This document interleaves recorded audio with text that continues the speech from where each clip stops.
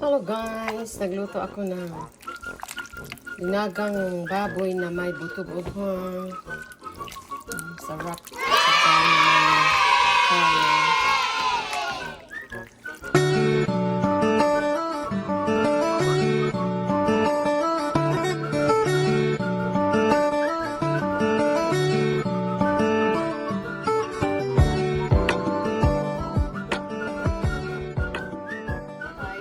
I boiled the meat. Now I'm going to prepare. I'm gonna put 2 tablespoons of oil. Then we stir fry the onions.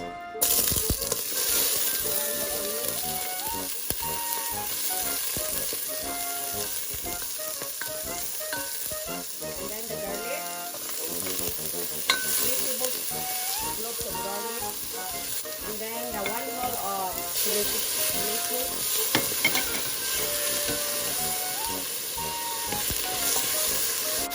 And then we have to put the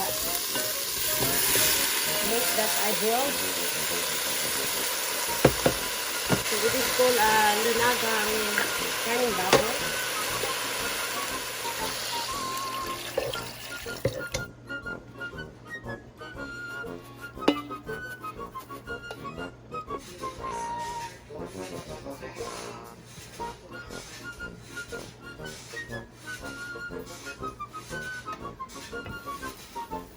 Add taro roots, or we call that bisol in Bisaya, like 4 pesos, medium size.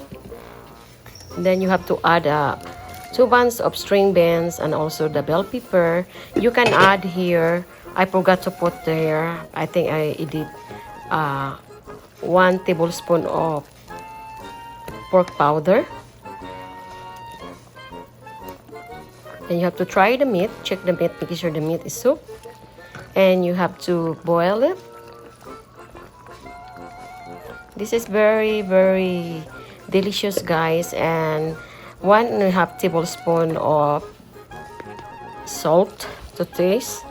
And when I boiled, I put the salt, the water, and drain the water. Now put the 1 bunch of bok choy, they call bok choy or pichay or whatever, or Chinese pichay or cabbage, either one. Now the bok choy is cooked.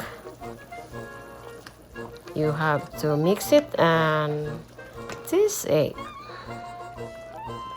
And this the food is ready to serve, guys.